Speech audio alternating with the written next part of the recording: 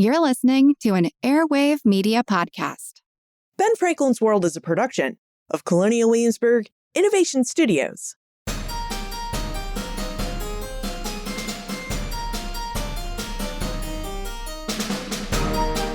Hello, and welcome to episode 383 of Ben Franklin's World, the podcast dedicated to helping you learn more about how the people and events of our early American past have shaped the present-day world we live in. And I'm your host, Liz Covart. We have some really exciting projects afoot at the Colonial Williamsburg Foundation. One of those exciting projects is the work our architectural preservation team and curators are doing to get the Williamsburg Bray School open for your visitation. Now, if you'll recall from episode 331, the Williamsburg Bray School is the oldest existing structure in the United States that we know was used to educate African and African American children. Now, as we prepare the Bray School for you to visit and see, we're having many conversations around the Colonial Williamsburg Foundation about the history of the school, its scholars, and early Black American history. And during one of these fascinating conversations, my colleague Brandon Hewitt discussed how much he loves the research and work of Kevin Dawson, who is an associate professor of history at the University of California, Merced. Now, I loved our conversation with Kevin back in episode 224 because I learned a lot about an area of early American history that I didn't know about prior to our conversation with Kevin, and that's African and African American aquatic culture. Using details from his book, Undercurrents of Power, Aquatic Culture in the African Diaspora, Kevin revealed information about the African diaspora and how it brought African peoples to the Americas and the Caribbean, why it's important to view people as working, living, and operating on both land and water, and the ways in which water featured in the lives of African and African Americans, and how their water cultures impacted the development of colonial North America. This was really a wonderful conversation, and one I think you'll enjoy revisiting. But first, before we revisit with Kevin, this is the very last episode in which I'll ask you to fill out our listener survey. This listener survey is really important because this year, 2024, marks the 10th anniversary of Ben Franklin's World. The Colonial Williamsburg Innovation Studios team and I would really love to hear from you about what you think about this podcast, whether you'd like to see new types of episodes or perhaps video episodes added to our lineup, and what we can do to improve our service to you through this show. So please tell us what you think. Visit benfranklinsworld.com/survey. That's benfranklinsworld.com/survey. And now, let's go revisit with guest historian Kevin Dawson.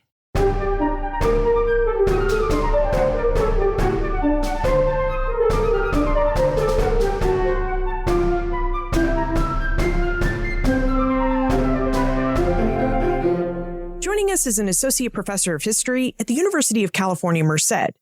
His research interests are in Atlantic history, early American history, and the African diaspora. He's the author of several articles and a book, Undercurrents of Power, Aquatic Culture in the African Diaspora. Welcome to Ben Franklin's World, Kevin Dawson. Thank you. It's a pleasure to be here. Now, Kevin, I know you're here to talk about aquatic culture in early America, but before we begin that exploration, I wonder if we could first talk about the African diaspora. It's an event that's really central to your work and our exploration, plus it's an event that's really central to the history of early North America and the broader Atlantic world.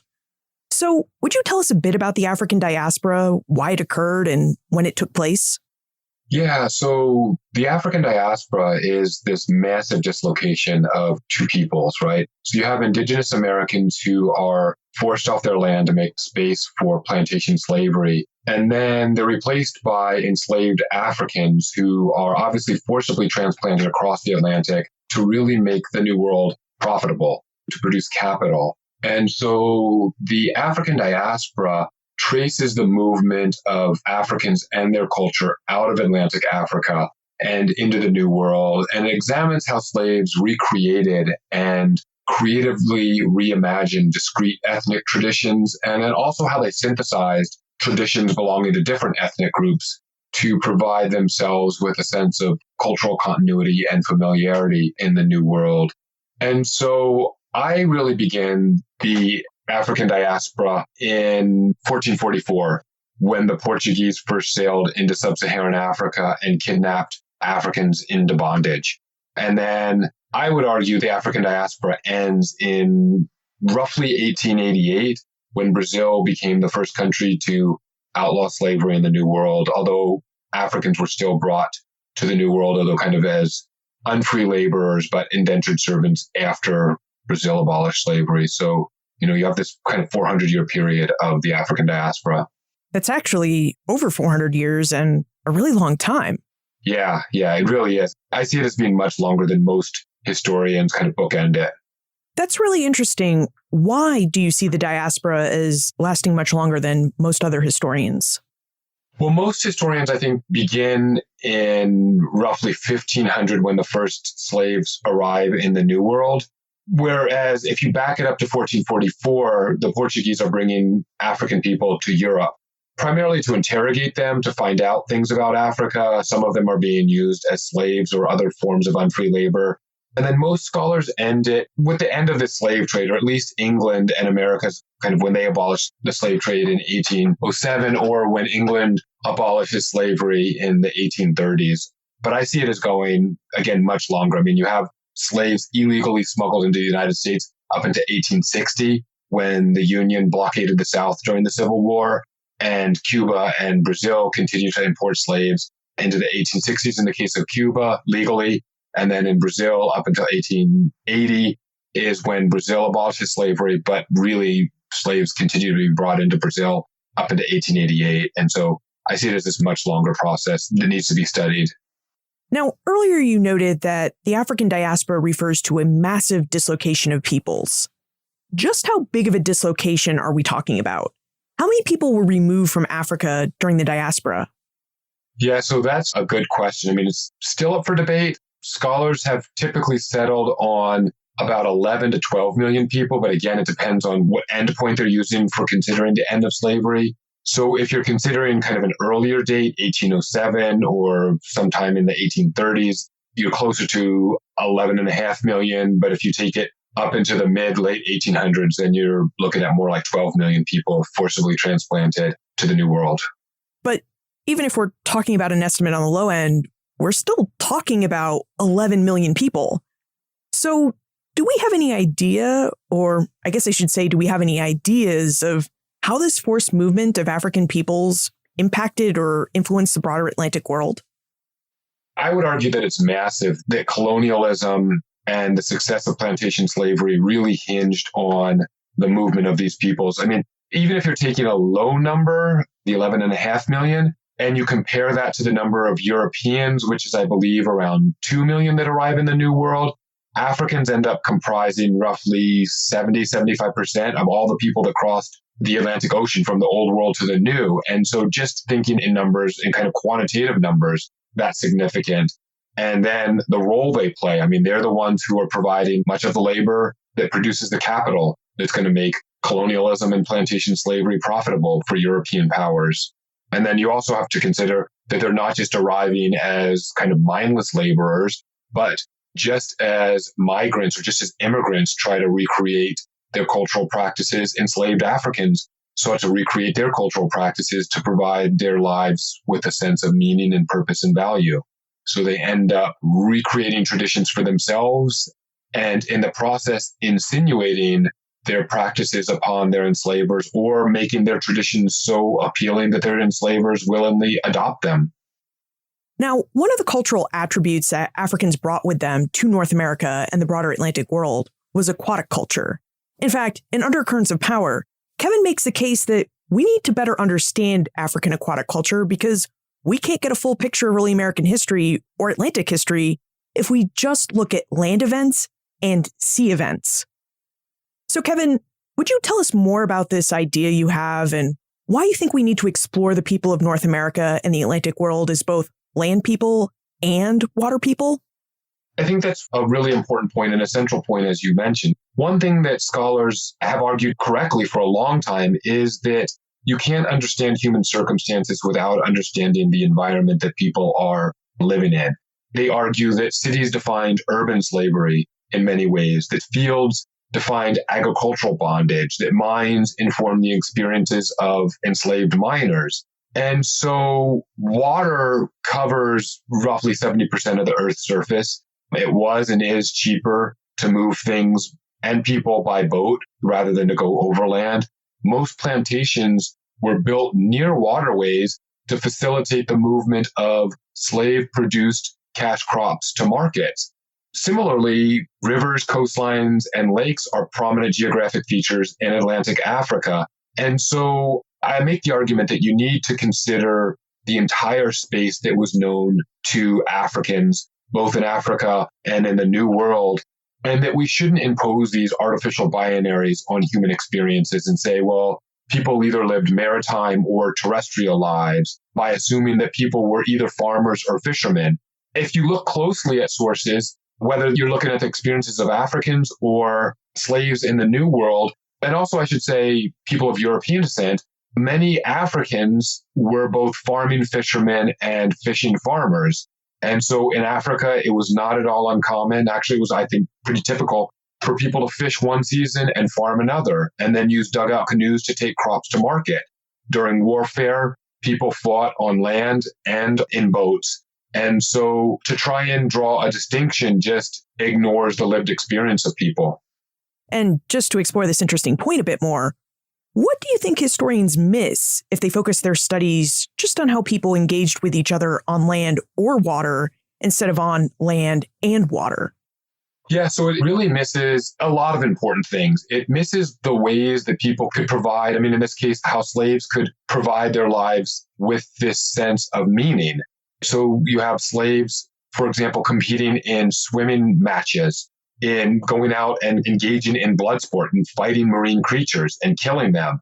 And the honor that's gained in the water, under the water, is carried ashore. It's not as if the honor that's gained in a swim match is then kind of isolated within that sphere in the water. It has these palpable meanings ashore. If you look at enslaved women, they're growing crops in their free time in little vegetable gardens outside of their cabins. And then they're using boats to take those crops to market. And they're selling those crops, and they're fishing, and they're selling those fish in urban markets to white consumers. And then they're taking that money home, and they're using it to make the lives of their enslaved family members better by buying better food, by buying clothing and jewelry and gifts and all sorts of things that are going to make their oppressed lives somewhat more comfortable. Those are really interesting points, and they do indicate that maybe we should consider land and water together when we explore the past. Now, as we do know a lot about land events, I really think we should spend some time considering water culture. So, Kevin, what relationship did the African and African-descended peoples you researched have with water? Would you tell us a bit about how water featured into their daily lives and cultures? It's really kind of braided into many aspects of their daily lives. So people oftentimes, again, you have somebody who might be a farmer part of the year, and then he's also going to be a fisherman. And then he'll help build his own dugout canoe, which he'll man when he goes fishing. And his wife and children might use that canoe then to take crops to the local market. People early on learn to swim. The accounts indicate that when children were a few months to about a year old, they began learning how to swim. And so this allows them to understand how water moves in really kind of nuanced ways. And so they began to then use those understandings of water to earn livings, right? So they're going to set fishing traps. If canoes overturned, they're going to dive down and collect goods that had fallen out of their canoes. And they use swimming to swim into battle, to silently cross rivers if they're going to engage enemy. And so it has all of these sorts of kind of practical reasons, but then also water had a lot of spiritual meaning. Bodies of water were thought to be inhabited by water spirits or by deities. Many societies believed that the realm of the dead lay under a large river or under the ocean or across a large river or across an ocean. Water had a number of spiritual as well as economic and pragmatic meanings for people living throughout Atlantic Africa. So, given the importance of water to African life, how exactly did Africans acquire the aquatic skills and cultures that they needed to live in and around water? One of the things I think that's important for understanding this is just understanding the geography. The geography of Africa, I think, is much different than the geography of the New World. It's different and it's also similar. It's semi-tropical, so it's similar in those ways. But water in many important ways dominates much of Africa. I mean, again, you have these massive rivers. Some of them are several miles wide and hundreds of miles long. And then you have tsetse flies, which made it really difficult for Africans to use draft animals because tsetse flies tended to kill draft animals, whether it's cattle, horses, camels, relatively quickly. So the only way to really move about in many places in much of Atlantic Africa was either on foot or by water. And so Africans realized that, they had these massive river systems and thousands of miles of coastline, and they could stitch these together to create vast trading systems as well as cultural systems. And so as they're moving about trading goods, they're exchanging also cultural practices, cultural values, and creating a community of communities that are, again, stitched together by these waterways, these natural waterways. Now, when we explore the cultures of people who lived mostly on land, we typically see gender differences in the ways that they divided the work of the household and public life. And I wonder, is the same true for African aquatic cultures? Were there divisions or differences in aquatic roles based on gender or perhaps even based on age? There were, but not to the same extent that there was in Western society. So, it was fine for men and for women in African society to use canoes. Maritime skills weren't considered gender specific in many ways. Women from an early age learned how to man canoes. They learned how to swim, how to dive. And so European travel accounts indicate that women were really strong swimmers, that they oftentimes could outswim African men and they could outdive African men. They could dive to greater depths than African men. And accounts also indicate that African women were paddling canoes to go fishing, paddling canoes to go to market. And so they tended not to engage in, at least according to sources, I mean, if you're looking for gender specifics, in maritime warfare or even in amphibious warfare like men did. But nonetheless, water was not regarded as the kind of exclusive domain of men. Now, there were some gender segregation when it came to beaches to an extent. So what I mean by that is that men and women swam together, and they oftentimes swam nude together, but there were certain beaches along riverways and along coastal areas which were segregated by gender because these were beaches or waterscapes where women bathed. Bathing and swimming oftentimes occurred together, but at these particular beaches, only women were allowed because they were primarily used for women to bathe as well as to socialize and to swim in. You briefly mentioned Western societies, and when we do look at the history of the Atlantic world, we see that this world did bring all sorts of different peoples to live and mix together, like Europeans and Africans. Could you tell us about the differences in the relationships that African and African American peoples had with water versus the relationships that Europeans and Euro-American colonists had with water? Yeah, and that's a really, I think, important point that maybe we can develop a little bit more as we go on. But one of the differences is that Europeans tended to view water as an unnatural space for human beings. And so they saw the ocean in many ways as the remnants of kind of the chaos that existed before God imposed order on the world. And so they were willing to use ships to cross the ocean, but they weren't also willing to really swim. They saw swimming in many ways as this kind of savage pursuit, as animalistic. And this is something that animals did, that they regarded Africans as being less civilized, as savage. And so Africans' ability to swim, they saw, was proof of African savagery. And so they weren't, in large part, really willing to become strong, proficient swimmers. And so some Europeans could swim if they kind of waded into a waterway and slowly entered the water. But sources indicate that during any sort of maritime disaster, if they fell off a dock, if they fell off a boat and were submerged, they oftentimes had a lot of difficulty just resurfacing and tended to drown. Yeah, so there were these big differences in why they stopped swimming. And a lot of the reasons why they stopped swimming, I guess I should touch on that a little bit, is that with the rise of Christianity, church officials felt that swimming was immodest because most people swam nude. And there's also changes in warfare that favored knights that wore armor. That really discouraged swimming because, you obviously can't swim if you're wearing armor. And so you see ancient European swimming, but then during the Middle Ages, you really see a falling off of swimming because of these Christian beliefs, changes in warfare, also changes in medical theory. The theory was that the body was made up of four humors: liquid, solid, heat, and cold, and that if one immersed themselves in water, water would actually penetrate their body and would cause sickness, which is why doctors would bleed people. They felt that they had too much fluid. And so they would reduce some of this fluid by either cutting somebody or by putting bleaches on them. So, given the European and Euro-American reluctance to immerse themselves in water, it really seems like Africans and African-descended peoples possess some really good skills, like the ability to swim, and Europeans couldn't swim. Now, as knowledge is often power, would you tell us about the ways that free and enslaved Africans and African-descended peoples may have used their aquatic knowledge, like the ability to swim, to their advantage? Yeah, so a really good, I think, way of looking at this is that Europeans had this assumption that technology would triumph over traditional ways. And so if you look at salvage diving, they believed that if you had a diving bell or if you created some sort of a diving suit, that would actually allow Europeans to outperform Africans, that it precluded the need to actually swim, and that you could just lower this diving bell down and people could kind of pick things up off of these wrecks.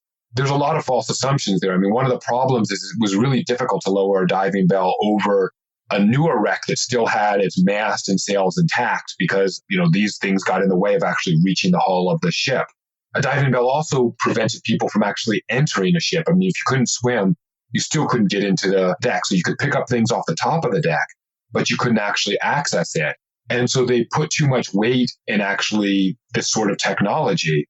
And so Africans, with their ability to what's called free diving or diving with just the air in their lungs, could go down. They could enter ships' hulls. They could break open hulls. They could go into ships' cabins and in the process recover tons of, sometimes 20 tons or 30 tons of gold and silver and other commodities from shipwrecks. And they could do this, importantly, in a few weeks or a month or so. And so their ability to produce all of this capital in a relatively short amount of time provided them with a really surprising amount of leverage that allowed many of these enslaved divers to live while they remained enslaved as if they were free in many ways. And what I mean by that is they were paid. They received both a wage and they received a share of what they recovered. And this allowed many of them to actually purchase their own freedom. They were treated well. They were treated better than the white sailors. They were treated probably on par with white ship officers in that they were not physically punished because white salvagers understood that if you beat a diver, that might render a diver unfit to actually work. And so, yeah, they ended up receiving some really unique privileges. Yeah. And it also seems like African free divers would have had a greater sense of autonomy, too. I mean, they had a better ability to move around underwater because they were able to use the air in their lungs and measure it out so that they could get into places. Whereas the Europeans using diving bells, well, those diving bells were cumbersome and they would have restricted their movement underwater a great deal. Yeah, you're absolutely right. I mean, the diving bell was extremely cumbersome. It was difficult to use. It required the ocean to be really calm. Otherwise, it could actually capsize the boat that had the diving bell hanging from it. I mean, these diving bells weighed 1,000 pounds to a ton or more. And so, you have an arm sticking off the side of a boat and then this bell with all this weight, and they were really difficult to use. And so that imposed other problems. I mean, another thing I think that's really important to think about here is that gendered or Western concepts of gendered labor actually end up providing Africans with even more leverage. And what I mean by that is that there were hundreds, probably thousands of enslaved African women who could have served as salvage divers. But enslavers felt that the maritime world was a man's world. And so by not allowing Black women to dive, they limited the pool of divers that they could use. And so this gave enslaved male divers even more leverage because they understood that they were a rare commodity. And they negotiated that and they manipulated their enslavers in order to force their enslavers to treat them better I would argue, than if there was a much larger pool of divers, which there would have been if they had included women. You know, it occurs to me that we've been talking about this diving bell quite a bit, and we really haven't described it. So I wonder if you would describe it for us so that we have a better idea of what it looked like and how it really restricted underwater movement for those who used it. Yeah, so in many ways, they either looked like a church bell or a cylinder, and they were incredibly cramped. There wasn't a lot of room to move about in them. Inside, there would have been about 3 or 4 feet of height, and then you would have to imagine that they're slanting inward at the top as you go up. And so oftentimes they'd have 2 people in there, and quite literally, they'd be resting forehead to forehead against each other or otherwise in really close proximity. And oftentimes they were so small that only half of a diver's body would have been above water. So their legs would have been below water as they're lowering these things. And one of the real problems with them was that they were relying on sailors in ships above to actually pump oxygen with billows down into these diving bells. And a lot of times, sailors just stopped pumping air for some reason or other, and the divers would just die. They would suffocate in these diving bells, not being able to surface. They would just run out of oxygen and die. And so there were a number of problems using them. So they were kind of like primitive submarines. Really crude submarines that you would not want to go in. Awesome. Well, thanks for helping us better understand that technology. Now, to return to free diving, how did African and African Americans learn to dive? Diving is an intensive activity, so how and when did they learn all the skills that they needed to do it? Yeah, and this is, I think, a really important point in that what seems to have happened is that many of them were skilled at swimming and diving before they were enslaved. And there's historical evidence, that slave traders were actually targeting people with swimming skills so that they could bring them to the New World and sell them as divers. And so free diving, or this process of diving beneath the surface with only the air in your lungs, is a skill that takes some time to develop. It usually began during childhood. And so people are just kind of doing this casually. They're swimming and diving, playing as children. And as they realized that they had these skills, they might have dove for other reasons in Africa, whether it was just to dive down to harvest shellfish or to recover goods off of the bottom of a river or in coastal waterways. They increasingly built up their capacities through childhood and adolescence.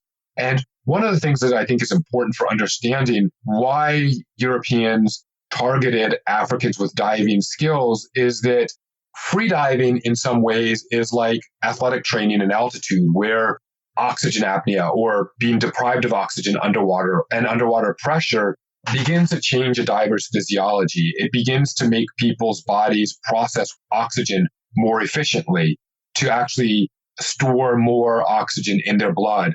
Actually, prolonged underwater exposure actually makes people's eyesight significantly better than people who don't normally dive. And so their physiology seems to have actually adapted to underwater diving. And so this made them, again, kind of targets for it. And then in the New World, the accounts indicate that there were, among salvage divers and pearl divers, that there were apprentices who I suspect were divers. Many of them, I would suspect anyway, were divers' sons or nephews or other slaves, obviously. And so they would have acquired underwater diving skills by watching skilled male divers and gradually picking up their techniques. When we think about slavery in the Americas, we really tend to think about plantations or possibly even urban spaces. So where in the Americas were colonists looking for enslaved people with diving skills? And how would the colonists have sought to make use of these enslaved people's skills? Yeah, so they're looking for them in several different places for several different reasons. So the Spanish were the first to use enslaved divers, and they began using them in the early 1500s to dive for pearls. And so they had been forcing indigenous Americans to dive for pearls off what's known as the Pearl Coast, which is off the northern coast of South America and some coastal islands. And so overwork and disease began to kill off this indigenous population. And so they began then to import Africans, primarily from the Senegambia, which is the northernmost region of sub-Saharan Africa, of Atlantic Africa. So they began importing them, and then also people from the Gold Coast, or what's now modern-day Ghana, to dive for pearls there. And from them, then the English and the Dutch and the French realized that they could actually use divers to salvage shipwrecks. And so there's some early accounts from the 1540s of Africans being taken to Europe to salvage European shipwrecks. And then colonists began using them during the 1600s to salvage goods in primarily the Northern Caribbean, the Bahamas, and Bermuda. And the reason why English and French and Dutch colonists began using them is that the Spanish would amass their wealth in Cuba, in Havana, and then they send out these treasure fleets once or twice a year, usually oftentimes once a year in late summer or early fall. And this is hurricane season. And so they're sailing out from Cuba, and in order to reach the open waters of the Atlantic, they had to sail along the coast of Florida or through the Bahamas. And there are numerous instances in which entire fleets would sail out, and then within a few days, they actually end up inadvertently sailing right into a hurricane, and the entire fleet would go down. And so then these became rich pickings for English colonists who were looking for ways to produce capital. Now, another valuable aquatic skill that African and African Americans possessed was knowledge about canoes, how to build them, how to handle them, and how to use them to master their waterscapes. Kevin, canoes are something that we just tend to associate with Native Americans, not Africans. So after we take a moment to talk about our episode sponsor, I really hope you'll tell us more about the canoes and canoe traditions of African and African American peoples. As you can tell from this episode, the Colonial Williamsburg Innovation Studios team and I work really hard to bring you interesting explorations of early American life. In doing so, we rely on your episode requests and your feedback. So please help us serve you better with this podcast by taking our listener survey. You can take the survey at benfranklinsworld.com/survey. In this brief survey, you can tell us what you think about the show, what you'd like to see changed, and provide us feedback on how we're doing. Again, our survey can be taken at benfranklinsworld.com/survey. That's benfranklinsworld.com/survey. Thank you so much for your help. Kevin, we'd love to know more about the canoes and canoe traditions of African and African American peoples. So would you tell us more about these traditions and these watercraft?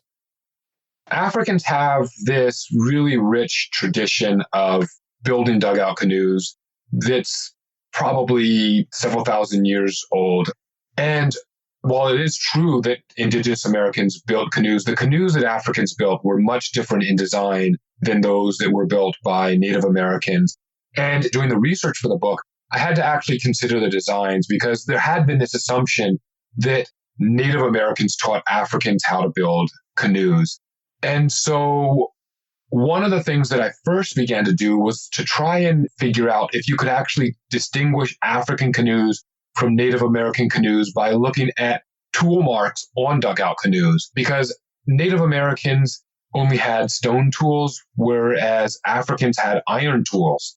And so I realized early on that it was going to be pretty difficult to determine if the tool marks on a canoe were made by a stone or an iron tool. And so then I began to focus much more on the canoe design, and they have really distinct features. So basically, Native Americans built canoes primarily with fire. So they had stone tools, they had shells that they could use, but from the beginning of the process to the end, they're using fire. They're using fire to fell the tree, to shorten the tree, using controlled fires to shorten the tree, to burn off two ends of the tree, using it to hollow out a tree, and using stone tools to move the fire about as they're hollowing out the center. And so as they are doing this, the canoes that they ended up making ended up retaining a lot of the features of a tree. So they tended to be very round, kind of blunt shape at both ends, and relatively thick. I mean, they're thick, I suspect, because using fire and stone tools to make a canoe could take indigenous people months or even a year to make a canoe. Whereas Africans using iron tools could make a canoe in a few days, or a really large canoe in a few weeks. And by a large canoe, I mean a canoe that could be upwards of 100, maybe 120 feet in length and capable of carrying over 100 warriors or several tons of cargo. And these canoes, the hull of the canoe would be very thin. I mean, they could pare them down so that they were only an inch or two thick, and they were very streamlined. I mean, they came to a very distinct point in the bow, and the stern was slightly more rounded. So the design really varied much more than I think previous scholars had assumed. So it's pretty easy to distinguish a traditional African canoe from a traditional Amerindian canoe. Okay, so if Africans had this really deep tradition of building canoes, a tradition that goes back several thousand years, how did the idea that Native Americans introduced Africans to canoes come about? Yeah, so I think it goes to a few different assumptions or false assumptions. One of them is that this assumption by early historians, by kind of early 20th century historians and other scholars, was that Africans were backwards, that they had nothing of merit and value to offer to the rest of the world. And so the canoes that they saw slaves using, the technology and the techniques for making these canoes, it must have been taught to them by Native Americans. I mean, dugout canoes were not something that Europeans were making.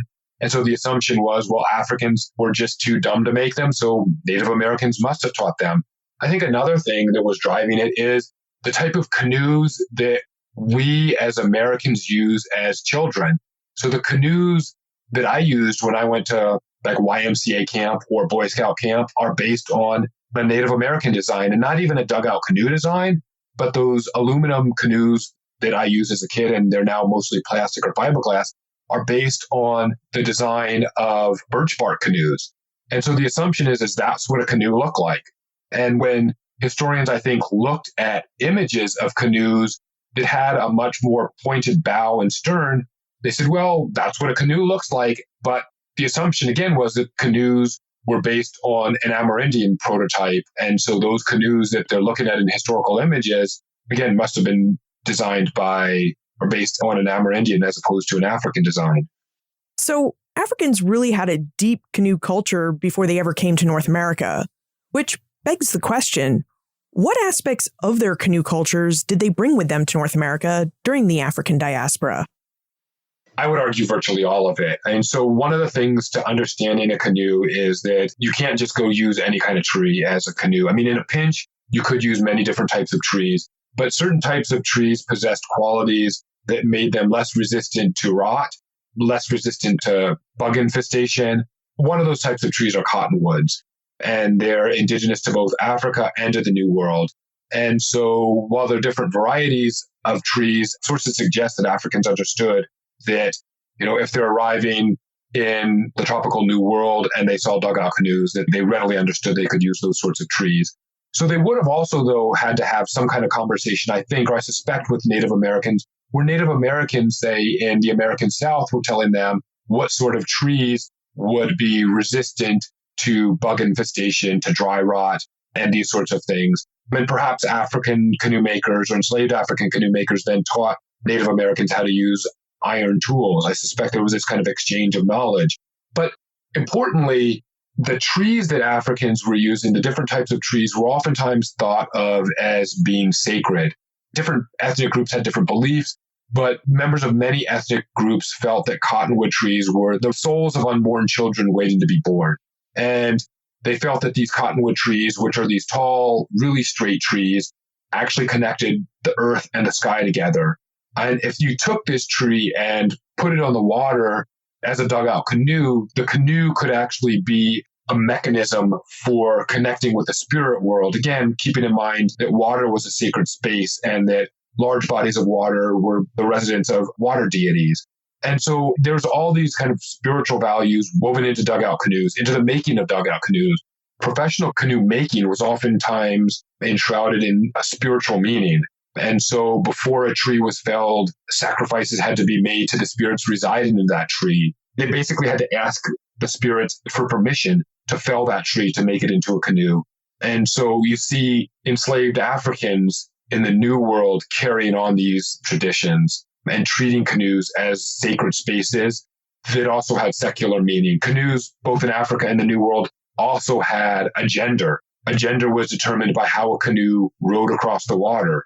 A canoe had a soul, basically, and fishermen would make sacrifices to the canoe's soul, and then the soul of that canoe would guide them to schools of fish.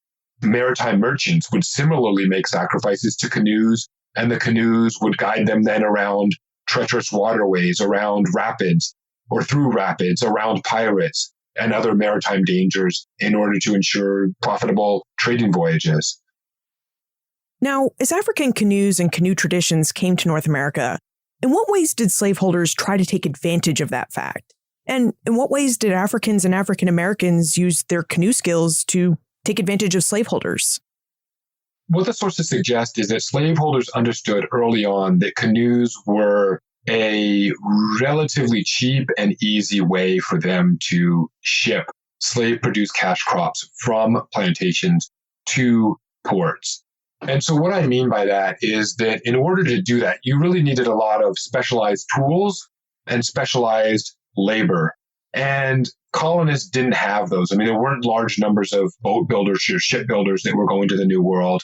And they understood, I mean, they saw Africans making dugout canoes. So while there were professional canoe makers in Africa that made really large canoes, or canoes that were specifically designed for crossing through the surf, called surf canoes, many people knew how to make smaller canoes that might range in size from 6 feet to 15 feet. And so they saw slaves building these canoes and fishing during their free time and realized that these canoes could be used to connect them to ports. And they also realized that canoes had a number of other kind of navigational abilities that ships and boats didn't have, in that canoes don't have a keel. And so what this meant is there's not this keel protruding down from the bottom of a canoe. And so canoes could actually, you could place in many canoes, a 15, 20-foot canoe was capable of holding 800 pounds, maybe a ton. A slightly larger canoe could hold several tons, 2 tons, 3 tons, and it could still pass through inches or a foot or so of water. So this gave canoes a really distinct advantage over Western-style boats, in that they could navigate the shallows of the American South relatively easily, that they could be paddled much more quickly and much more efficiently than a European-style rowboat. So all of these things gave canoes advantages over Western-style boats. We've talked a lot about the aquatic skills that Africans and African Americans possessed and how those skills were really advantageous, how they were really skills and knowledge that people wanted. So how did slaveholders who wanted access to these skills and access to this knowledge go about trying to find enslaved Africans who possess these skills?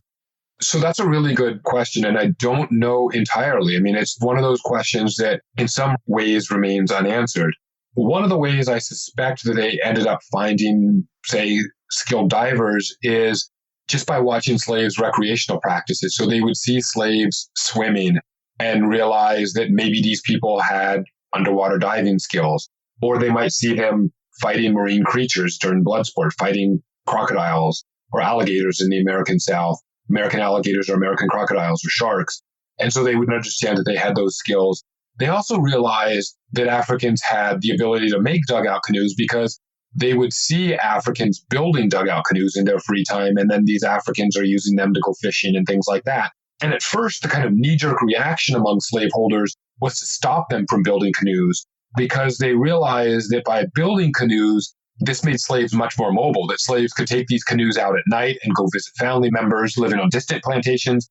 They could use these canoes to run away and to do all these things. And they realized that, look, they can't actually stop them from making canoes. They found it really impossible, and slaves found ways of hiding canoes. And so what they ended up doing then was trying to appropriate it. And so they would actually encourage slaves to build canoes. And what you see is oftentimes slaves that were proficient in making canoes were rewarded by also making them plantation carpenters. So a slaveholder might not need a canoe to be made every year, but they would need other things to be made out of wood. And they realized that these carpentry skills that canoe makers had could be used to build houses. Some were used to build Western-style boats, Western-style ships in some instances, furniture, everything else that a carpenter would do. What do you think the overall impact of all these various aquatic skills had on the American institution of slavery? Do you think these skills added to its economic output and to the culture that developed around American slavery? Yeah, so I think it's actually quite dramatic and quite profound. And in some ways, I don't think I actually capture it in the book. And it kind of is providing this opportunity for me to look at more things in the future. But one of the things that I would argue, and that I've mentioned already, is that these canoe makers and canoe men, enslaved canoe men, were really crucial for linking plantation slavery to wider Atlantic markets. I mean, we oftentimes don't think about how these slave-produced cash crops reached overseas markets or reached ports. And much of these slave-produced commodities did so in the hulls of dugout canoes. So you have enslaved canoemen using African-style dugout canoes to paddle boatloads of sugar, tobacco, indigo, rice, cotton to ports. And then in these ports, slave owners are then buying things that are going to make plantation slavery more efficient or that are just necessary, including slaves. And so these canoemen then return to plantations bearing these accoutrements of slavery, including subsequent generations of enslaved Africans. And one of the other things I think that's really important and that I'm probably going to begin looking at in more depth in subsequent research is the capital that these underwater divers produced and what it was used for. In this book, I was much more focused on kind of the cultural aspects of aquatics. But these slaves, as I mentioned, the slaves that are employed by English salvagers, for instance, they're raising tons of gold and silver from a single shipwreck. And so one of the things that becomes apparent is that the spending patterns of the white salvagers who are using these slaves, they're using these things to actually buy plantations, quite often not in the same colony. A white Bermudian salvage operator would then use the wealth that he accumulated from a wreck to buy a plantation in Jamaica or Barbados or Antigua. Or one of the things also that I realized is that Barbadian planters would send their divers to shipwrecks in the Bahamas or off the African coast to recover goods and then use that capital to expand plantation production in Barbados.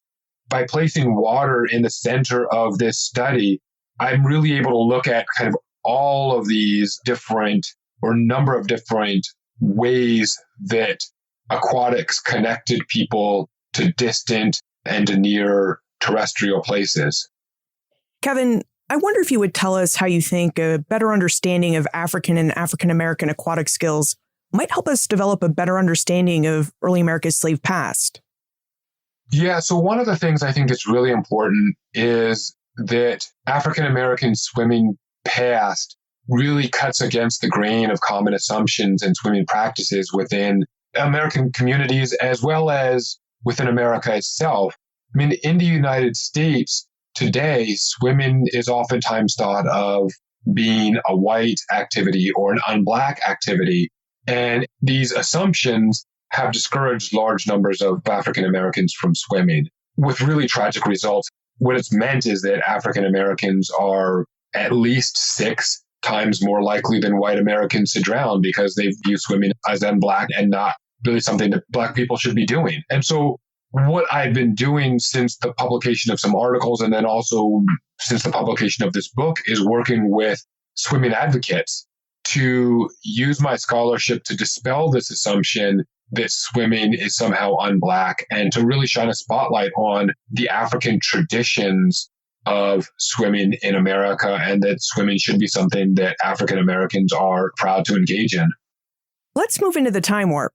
This is the fun segment of the show where we ask you a hypothetical history question about what might have happened if something had occurred differently or if someone had acted differently.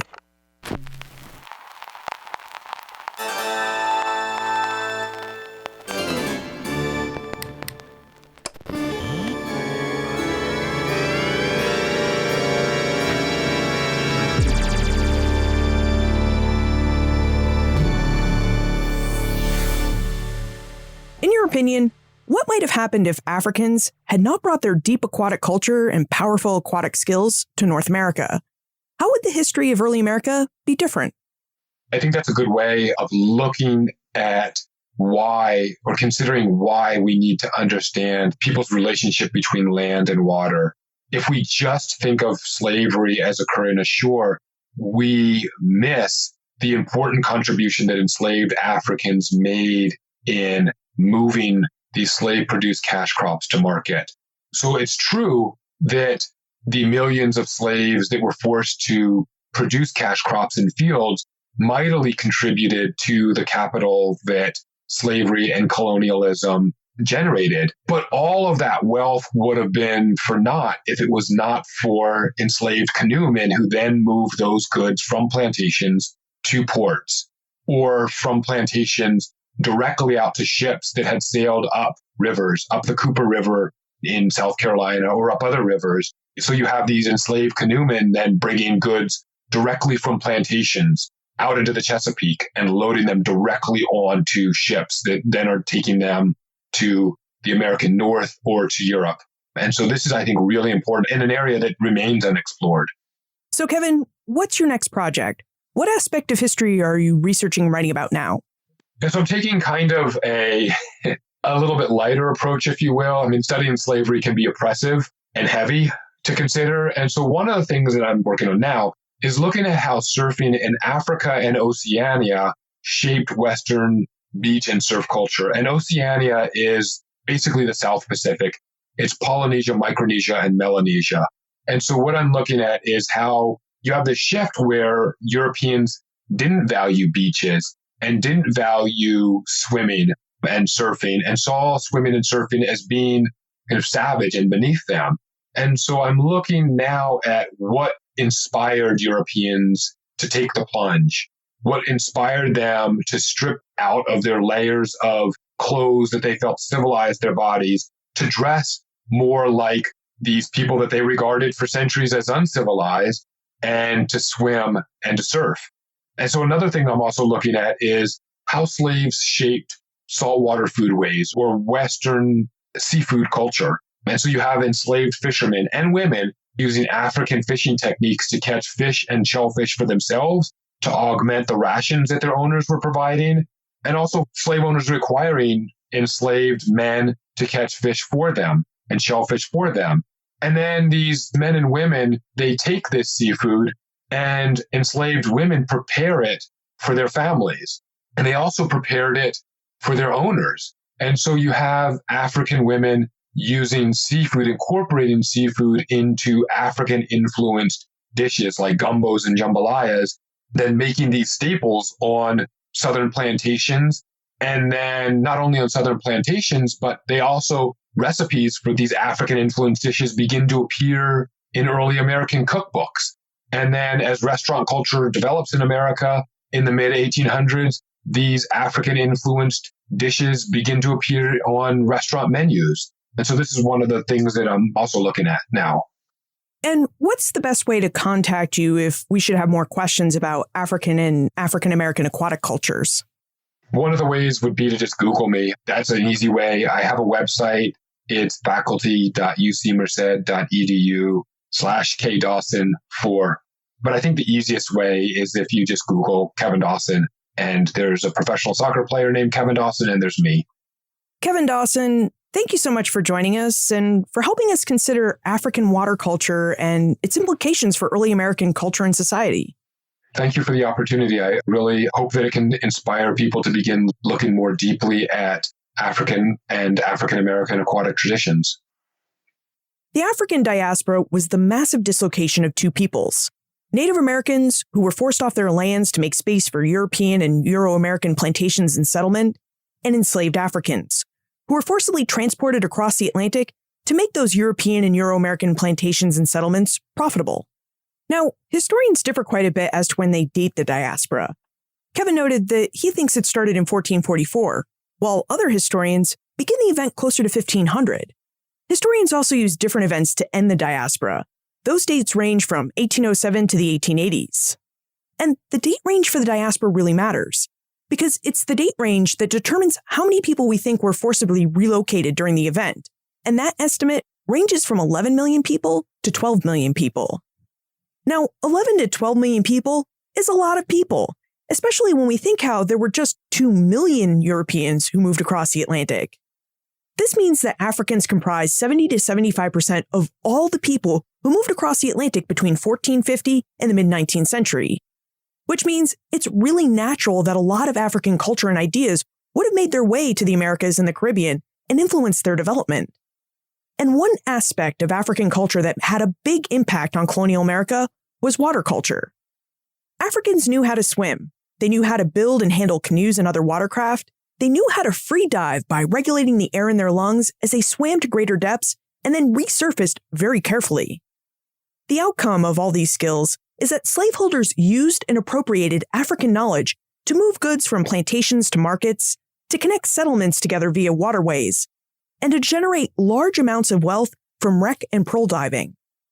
Swimming, diving, fishing, and boat building and handling were everyday activities for many of the African people who found themselves in the Americas and the Caribbean. They then used these everyday activities and skills to impact and shape the new world around them. And although these activities are no longer seen as Black or African American activities, they originated as such. I hope you enjoyed our revisit with Kevin Dawson. For more information about Kevin, his book Undercurrents of Power, plus notes, links, and a transcript for everything we spoke about today, visit the show notes page, benfranklinsworld.com/383. Friends tell friends about their favorite podcasts, and they help their favorite podcasts out by taking their listener surveys. Please help us keep Ben Franklin's World fun and vibrant. Share your ideas in our listener survey. You can take the survey at benfranklinsworld.com/survey. That's benfranklinsworld.com/survey. Production assistance for this podcast comes from my colleagues at Colonial Williamsburg Innovation Studios, Katie Schinnebeck, Ashley Bachknight, and Morgan McCullough. Breakmaster Cylinder composed our custom theme music. This podcast is part of the Airwave Media Podcast Network. To discover and listen to their other podcasts, visit airwavemedia.com. Finally, thank you for listening. I'll see you in 2 weeks with a brand new episode.